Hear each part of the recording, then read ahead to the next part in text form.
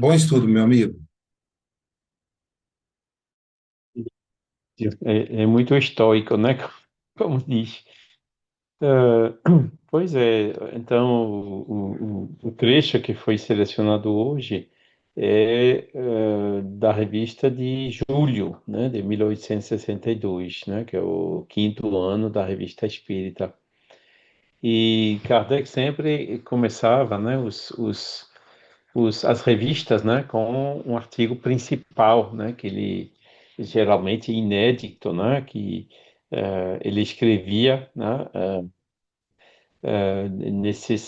no início das revistas. E o de hoje se chama o Ponto de Vista. E é bem interessante, né, cara? Não sei se, eu acho que a gente, não me lembro.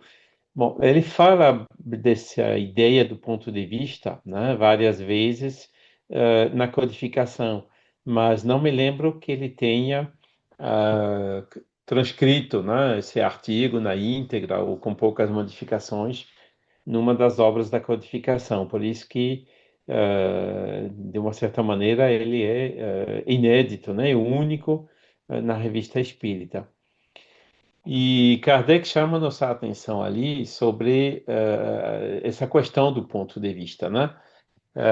Que as coisas para a gente mudam de aspecto e de tamanho e de importância, né? Dependendo do ponto de vista que a gente tem sobre aquela coisa, né? E ele dá como exemplo, né? Quando a gente vê do cimo, né? Algo de cima de uma montanha, a gente acha insignificante, né? Ao passo que quando a gente vê de baixo, né? Parece gigantesco, né? A gente vê, bom, por exemplo, no Rio de Janeiro, quando sobe no Corcovado, que vê as pessoas na praia lá embaixo, né, de Copacabana, a gente vê aquelas formiguinhas lá na praia, né? Enquanto que quando a gente está na praia propriamente dito, né, a praia é imensa, né, em comprimento, largura e tudo mais, né? Então, ele usa essa analogia, né? Hoje a gente vê melhor isso ainda, né? Quando a gente viaja de avião, né? Quando a gente viaja de avião, o avião, por exemplo, né? Quando está na altura do voo já, né? Quando passa por cima de uma cidade, né? A gente reconhece como se fosse no mapa, a gente nem enxerga mais, né? Com aqueles 10 quilômetros de distância, as pessoas, né? Que estão andando nas ruas daquela cidade, né? E então, ele usa esse paralelo, né, que é um efeito de óptica, né, bem conhecido, né? Ele aplica isso às coisas morais, né? Ah, e ele diz, por exemplo, né, quando a gente sofre, né, um dia inteiro de sofrimento, parece que o dia dura uma eternidade, não é? Quando a gente está no meio do sofrimento, a gente não vê o fim do sofrimento, né? Mas quando foi já esse dia já passou, né? De vários dias, ou uma semana, um mês, ou até um ano ou mais atrás, já parece bem menos importante, né? Esse dia parecer, né? Foi muito longo quando durou, né? Mas vendo com um pouco mais de distância, né? Aquele sofrimento que só durou um dia, né? Parece tão pequeno, tão curto, né? E aí a gente se fica estranhando, né? Como que a gente ficava desesperado naquele dia de sofrimento, né? E uma vez que a gente vê de mais distância, né? Ele fala também, né? Por exemplo, das preocupações que a gente teve na infância, né? Os pesares da infância, né? Que são amargos para as crianças e para os pais, né? É claro, né? Mas que quando a gente vê depois, né, quando a gente se torna adulto, também fica menos importante, né? Ou seja, o ponto de vista muda muito a maneira que a gente percebe as coisas ou os eventos, né? E ele fala então do espiritismo, né? Que a distância física, a distância no tempo, o espiritismo também nos permite tomar um pouco de distância, né? Mas que é diferente, né? Ou seja, em vez de ver na distância ou de ver no tempo, né, no passado, a gente vê as coisas da distância da Terra, né, da vida corpórea, uma vez que a gente se projeta na vida espiritual, né? A vida corpórea, bom, ela pode durar um século, né? Mais ou menos, né? Mas esse século é um segundo diante da eternidade, né? Então, Kardec generaliza, né, essa ideia do ponto de vista uh, para a vida inteira, na realidade, né? E quando a gente se coloca do ponto de vista da vida futura, ou seja, a vida do espírito que é eterno, né? A gente já vê a vida terrena diferentemente e a gente compreende também diferentemente, né? E graças ao espiritismo, essa vida futura, né, que é a vida do espírito, deixa de ser uma teoria, né, para se tornar uma certeza adquirida, né, uma realidade. Por quê? Porque a gente tem os testemunhos, né, dos espíritos pela mediunidade, né, que vêm nos contar como é lá e como vai ser lá também para nós, né? Ou seja, não é mais assim uma projeção mental, uma coisa teórica, mas é uma coisa que a gente compreende como uma verdade, né? A eternidade da vida espiritual, né? Comparado à eternidade, à imortalidade, para dizer melhor, comparado com o aspecto efêmero da vida durante uma encarnação, né? Embora dure um século, né? O Espiritismo nos mostra então a vida da alma, né? Que é o nosso ser essencial, né? Que é aquilo que é realmente nós, né? Que a gente conserva, né? O que é o ser pensante, né? Que pode conseguir remontar no passado e consegue também, né? Se estender indefinidamente pelo futuro. Isso é que é a realidade da imortalidade da alma, né?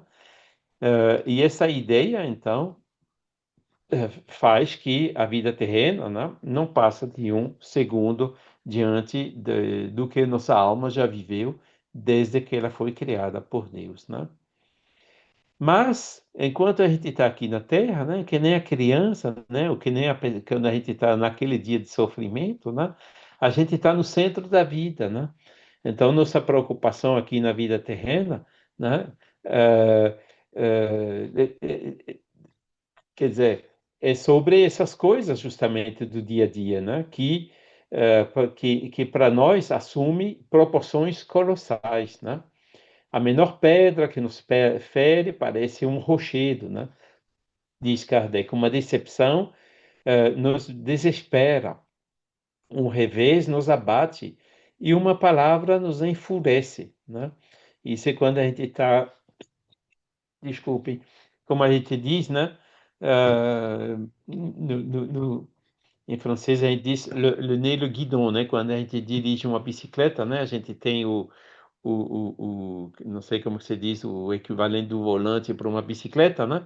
E quando a gente fica com o nariz ali, a gente não vê mais adiante o que tem, a gente não consegue antecipar, né? E é exatamente isso que acontece quando a gente fica focalizando exclusivamente na vida terrena, né? Naquele momento, né?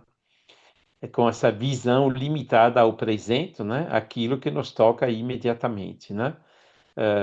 A gente tem tendência, então, a exagerar a importância dos menores incidentes, né? Um negócio que falha nos tira o apetite, né? Uma questão sem precedência, uma questão de precedência é um negócio de Estado, né? Tudo que a gente fica dramatizando, né? Desse ponto de vista muito estreito, né?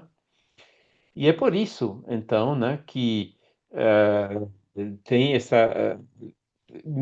tantas pessoas ficam mesquinhas, né, na vida, durante a vida corpórea, né?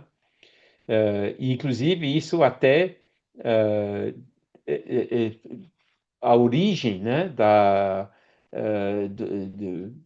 dessas coisas que nos atrapalham tanto, né? Por exemplo, a gente, né, quando a gente não vê, enxerga as coisas de longe, né? a gente procura triunfar e suplantar o vizinho, né? Eclipsá-lo, afastá-lo, derrubá-lo mesmo, né? Para tomar o lugar, né? Essa é outra reação que é típica dessa visão estreita, né? E para isso, né? Mesmo que a gente pode até, né, a gente está aqui vivo agora, né? Mas pode ser que daqui a 5 minutos, né, estoura alguma coisa aqui ou aqui no coração, a gente já está do outro lado, né? E isso é que a gente deve ter presente na mente o tempo todo, né? Que a vida, né, só vai durar até o prazo, né, definido, né? Ou dependendo também da vontade de Deus, né? E que a gente pode voltar para esse mundo espiritual amanhã, né? Então, só o fato de a gente ter esse pensamento vai nos ajudar a, parar com essas atitudes mesquinhas, né? Eh, de usar melhor os nossos talentos, as nossas faculdades, de aproveitar melhor o tempo, né? De evitar a raiva, a insônia, né? Causada pelas decepções, né? Que inclusive nos adoecem e encurtam mais ainda a nossa vida, né? Quer dizer, é como se fosse um círculo vicioso, né? É isso mesmo, né? E outros, né, que ficam quando tem dificuldades na vida, né? Em vez de enxergá-la como as oportunidades, né? Elas culpam a Deus, culpam a má estrela, a sorte, a chance fatal, né? Enquanto que, na maioria das vezes, as coisas os reveses que nos acontecem, né, muitas vezes são a nossa própria culpa, né? Nossa inabilidade, né, ou nossa incapacidade, né? Então, é assim, né, que entrando nesse círculo vicioso, em vez de facilitar, de tornar a vida melhor e mais feliz, a gente a torna mais complicada, mais penosa, né? Esses curtos instantes que a gente tem na Terra, né? Se a gente pudesse se projetar mais nessa vida espiritual, né, a gente, como diz no Nordeste, se aperrearia menos, né, e teria uma vida já bem mais feliz logo aqui, né? Então, o importante da gente, desse ponto de vista, né, é permitir-nos sair desse círculo vicioso da visão estreita, né, para entrar no círculo benéfico de uma visão assim mais de distância, né, a visão do mundo espiritual. E é isso que Kardec fazia, né? Ele, inclusive, quando a gente lê lá nas obras póstumas, né, quando o Espírito de Verdade confirmou a ele a missão que ele tinha, né, como chefe do Espiritismo, né, como que ele ia ter lá o papel principal, né. Isso foi em 1856, ele não tinha nem escrito o Livro dos Espíritos, né. O Espírito de Verdade dizia, não, você pode falhar não por incapacidade, mas justamente por não ter a força, né, de aguentar os ciúmes, né, as pessoas querendo tomar o lugar dele, querendo tirar a revista espírita dele, e tudo isso, substituí-lo, né, na direção da Sociedade Parisiense de Estudos Espíritas, né? E tudo isso, né? O Espírito de Verdade tinha avisado a Kardec, são justamente esses reveses e essas dificuldades da Terra, né? E, e Kardec ele escreveu, uns 10 anos depois, né, em 1867, uma nota, né, debaixo daquela comunicação, onde ele dizia tudo que o Espírito de Verdade tinha me dito é verdade, né? Fui traído pelas pessoas em quem confiava mais, as pessoas com quem contava mais me deixaram de lado, né? Quantas vezes eu fui criticado, né? Dificuldade de saúde, além de mais, e quer dizer, ele confirma que tudo que o Espírito de Verdade tinha dito aconteceu. Mas depois ele diz também que ele justamente se colocava do ponto de vista já espiritual, né? E é por isso que ele conseguia fazer de maneira que todas essas dificuldades, todas essas vezes que ele sofreu na Terra durante a codificação, né? ele conseguia ver de distância, né? E as coisas chegavam assim, né? Batiam nele, mas passavam, né? Quer dizer, ele continuou firme, né, naquela missão que ele tinha, graças a isso, né? Vendo as coisas de mais distância, né? E é justamente o que o espiritismo que ele mesmo codificou permitiu, né? Mas ele também acrescentou outro detalhe, né? Mostrando que apesar daquelas múltiplas dificuldades, né? O fato de ver as coisas com mais distância fez que ele conseguisse também ver e beneficiar dos aspectos positivos, né? As lágrimas que foram secadas, as pessoas que vinham agradecê-lo, né? Pessoas que estavam lá fazendo o mal e que se tornaram pessoas boas graças ao Espiritismo, ou seja, essas coisas positivas ele conseguia ver com 1000 vezes mais importância do que todas as coisas negativas que tinham o afligido, né? E ele diz, isso o Espírito de Verdade não me disse, né? Naquela hora, né? Ele falou das dificuldades, mas não falou das recompensas que iam vir, né? Então ele teve uma profunda honestidade, né? Quando ele escreveu aquilo em 1867, né? Ou seja, esse 1862 foi mais ou menos entre a revelação da missão, né, e essa nota que ele escreveu depois, né, quer dizer, mostrando que ele já tinha, né, essa concepção de não se deixar abater, né, por essas pequenas dificuldades materiais, né, ou de ordem terrenas. E é isso, né? A inteligência espiritual, né? Esse conceito que eu já comentei com vocês, é justamente isso. Essa inteligência espiritual nos permite ver a adversidade de uma maneira que a gente possa aproveitar para melhorar as coisas, ou seja, a gente tira um proveito positivo, né, das dificuldades que a gente enfrenta na Terra. E é assim, é isso mesmo que a gente sabe, né? Até se falou no café da manhã de hoje, né? Que são as dificuldades, né? As adversidades que nos ajudam a crescer, né? Que estimulam a nossa alma, né? A avançar, né? A progredir, a buscar os recursos para poder resolvê-las. E é exatamente isso, né, que Kardec disse. E a partir daí que a gente toma esse ponto de vista, né, a gente vê a mesquinhez, a puerilidade das ambições, né, da inveja, da suscetibilidade, as vãs satisfações do orgulho, né? A gente consegue ver como aquilo é mesquinho, né, de antemão, e assim trabalhar para deixar de ser, né, mesquinho, pueril ou orgulhoso, né? Ou seja, é alguma coisa que, em vez de ser passiva ou só ser, vamos dizer, um filtro, uma proteção, ao contrário, é uma coisa que nos permite trabalhar na nossa reforma moral, né? Essa ilusão de ver as coisas do ponto de vista terreno, né? A gente se inquieta muito pouco, muito menos das contrariedades, né? E com isso a gente se adoece menos, né? Tem menos adrenalina, a gente gasta menos o nosso corpo físico, né? A partir do momento que, né, a vida terrena é alguma coisa, é como se fosse uma estação passageira, né? Ou seja, mesmo que ela dure um século, né, a gente vai ver essas coisas, que essas coisas serão efêmeras, né? E isso vai nos dar coragem para continuar na obra, né?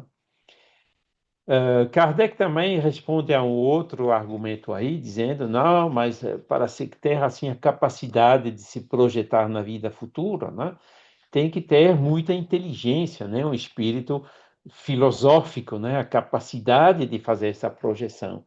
Mas Kardec diz, não, é um erro, porque ele vê, né, que tem pessoas simples, né, na Terra que se tornaram espíritas, né, operários, pessoas que não são intelectuais de jeito nenhum, mas que compreendem muito bem, né, esses princípios, os princípios espíritas, inclusive esse aí de se projetar na vida espiritual e de ver a vida terrena com um ponto de vista mais um ponto de vista diferente, desculpem, né? Mas uma dificuldade para isso é justamente quando essa vida espiritual nos é apresentada de modo equívoco, né? Por exemplo, nas religiões tradicionais, né? No cristianismo, no catolicismo, né? Tem o quê? Tem o inferno, o paraíso e o purgatório, né? Mas não tem maiores detalhes do que tudo isso, né? Ou seja, são coisas que ferem, né, o bom senso, ferem o que a gente sente intuitivamente em nós, né, que faz que muitas pessoas simples, inclusive, caem na incredulidade, né, porque se dão conta, né, que essas noções pueris que são apresentadas pelas religiões tradicionais não fazem sentido, né, não nos falem mais, né. E mesmo que não caia na incredulidade, vai pelo menos fazer cair na dúvida, né? Como diz Kardec. Já o Espiritismo não é assim, né? Porque o Espiritismo ele nos mostra, né, pelas comunicações, inclusive de entes queridos, com provas de identidade e tudo mais, né? Ele nos dá uma visão muito mais clara do que vai ser essa vida futura. A certeza que ela existe, né? Ver também de maneira clara, lógica, né, a lei de causa e efeito, né, inclusive que Kardec desenvolveu mais no Céu e Inferno, que ele ia escrever também 3 anos depois, né, desse artigo na Revista Espírita, né, que nos mostra a situação dos espíritos depois da passagem, né, dependendo do que fizeram enquanto vivo aqui na Terra, na última encarnação, né?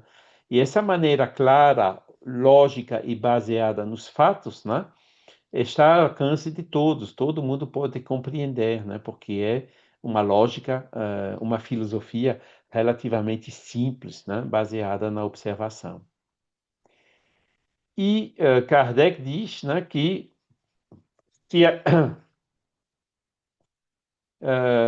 pergunta também, né, se a humanidade inteira apenas pensasse na vida futura, tudo não periclitaria nesse mundo, né? Que ele diz, se todo mundo só fica pensando, vivendo como se já fosse espírito, será que não negligenciaria demais a vida terrena?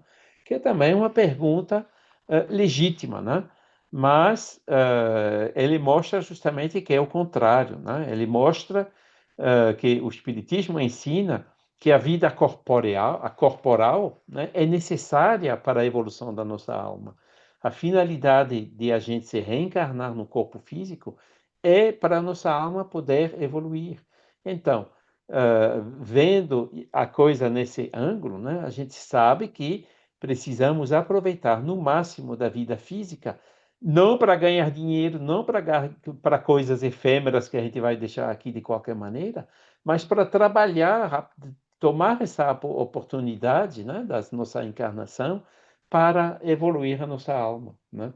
A gente sabe que desencarnando a gente vai ter outra oportunidade da reencarnação, mas dizem que hoje em dia, né, com a natalidade baixa no mundo todo, né, está começando a ter fila do lado de lá, né?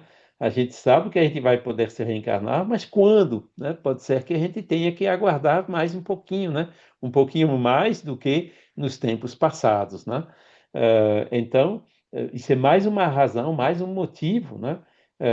Que a gente aproveite no máximo essa vida, né?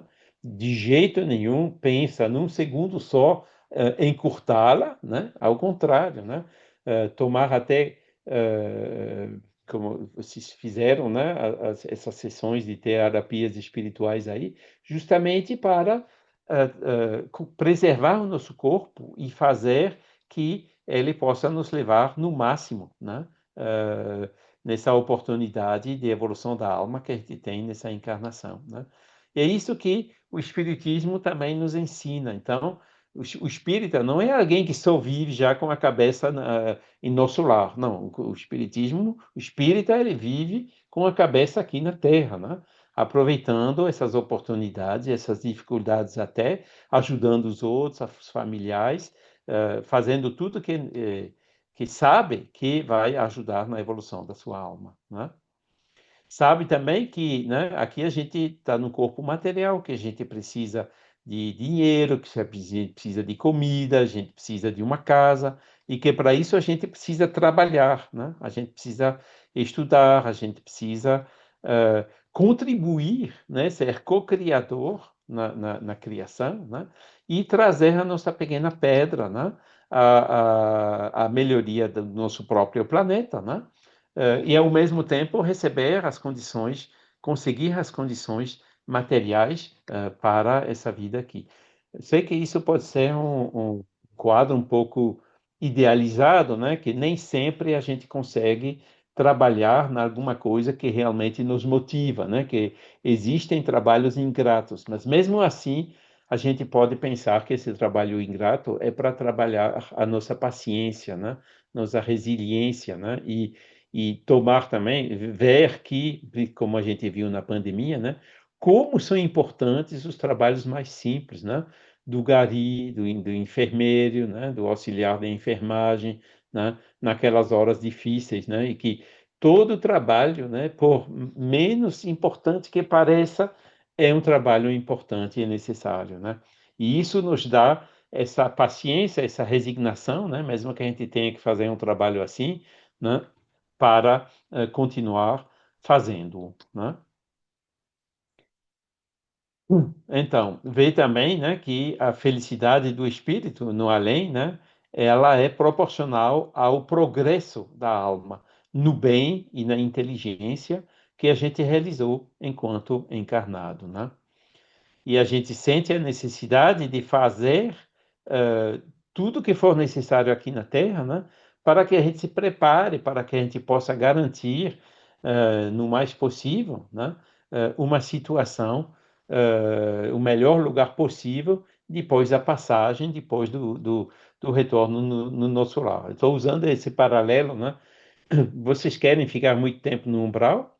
Não, ninguém quer, né? Todo mundo quer ir rapidinho para o nosso lar, né? Então, lá naquele, não é um romance, né? Naquele livro do André Luiz, né? Ele mesmo, André Luiz, explica muito bem, né? As atitudes que ele tinha na Terra que o levaram a ficar aquele tempo no nosso lar. Então, vamos evitar aquelas atitudes, né?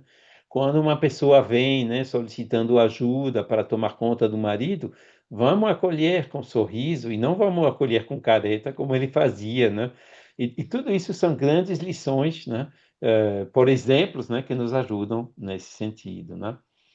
A vida terrena inútil, mal empregada, né, não tem proveito para o futuro, né? É uma ocasião perdida que a gente vai, a nossa própria consciência, né, vai nos julgar dizendo, mas como você perdeu essa oportunidade, como você foi burro de não ter reagido melhor ou aproveitado melhor os talentos que você tinha e assim por diante, né? Então, vamos evitar isso, né? O máximo possível, né? Sem culpabilizar também, né? Porque senão a gente caindo culpabilizando que a gente não faz tudo que a gente poderia fazer, a gente acaba fazendo menos ainda. Não, mas o que a gente faz é importante, né? E é importante continuar fazendo o tanto quanto possível, né? E evitar justamente, né? Ficar justamente bloqueado, né? Ou atrasado, desmotivado pelas adversidades, né? Ao contrário, né?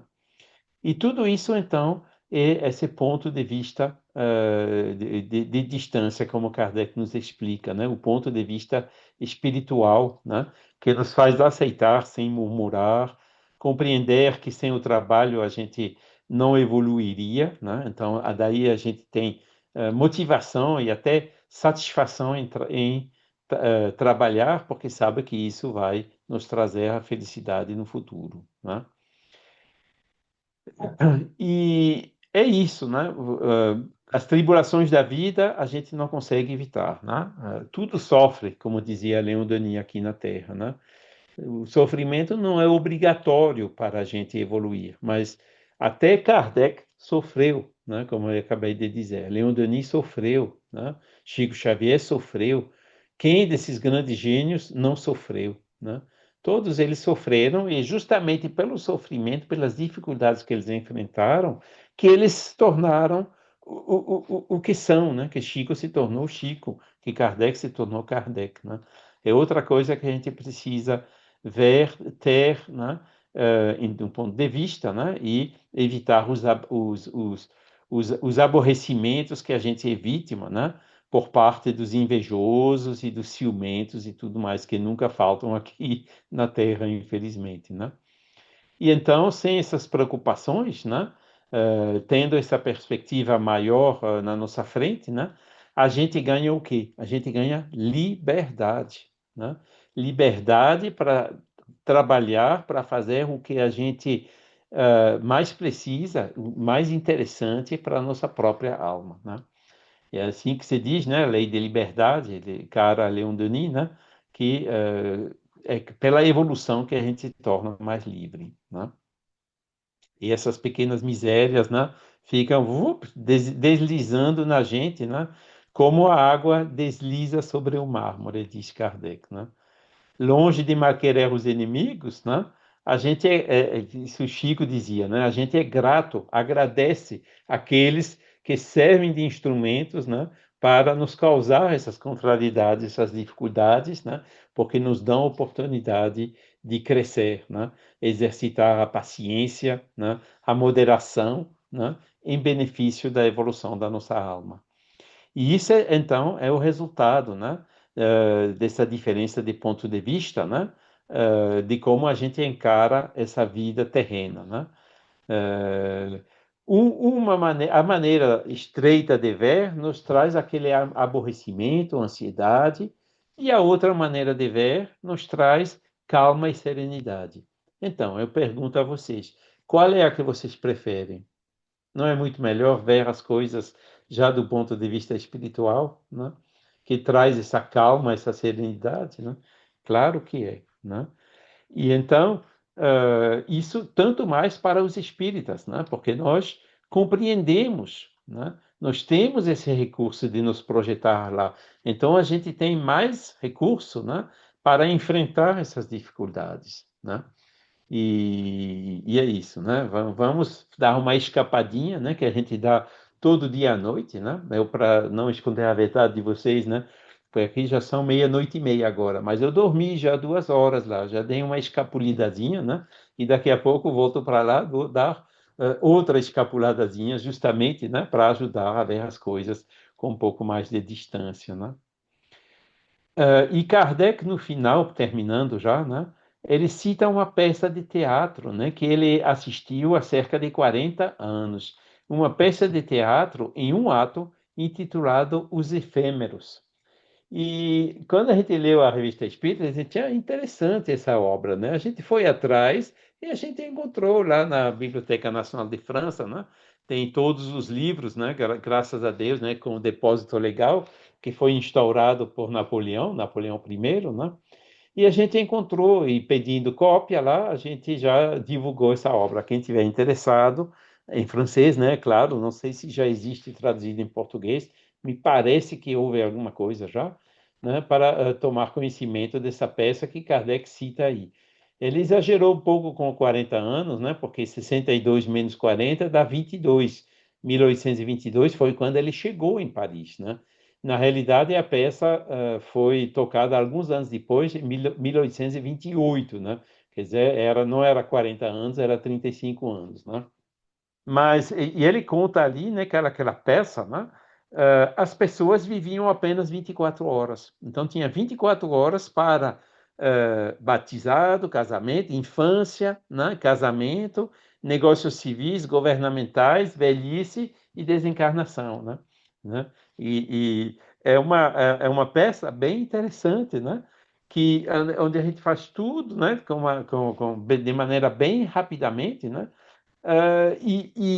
Apesar disso, né, a peça fica mostrando que, mesmo não tendo tempo, a gente ainda perde tempo com intrigas, né, para satisfazer ambições, né, que a gente ficaria nem 24 horas. Né? Então, é uma peça que ilustra muito bem essa questão do ponto de vista, né? É uma peça que encerra, né, um profundo pensamento filosófico.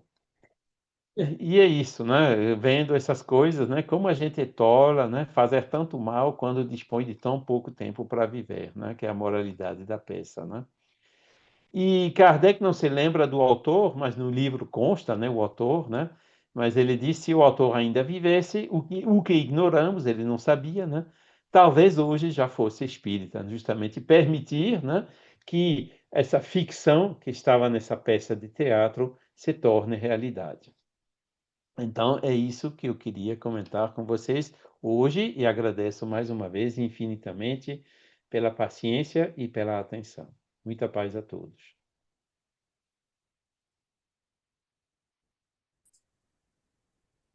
Pronto, com vocês. Queridos irmãos, bênçãos de luzes nos envolvam do alto. A dor é uma lei semelhante à da morte. Penetra no tugúrio do pobre como no palácio do rico. Neste mundo ainda atrasado onde viemos progredir, a dor parece ser a sentinela avançada despertando-nos para a periferia, a perfeição.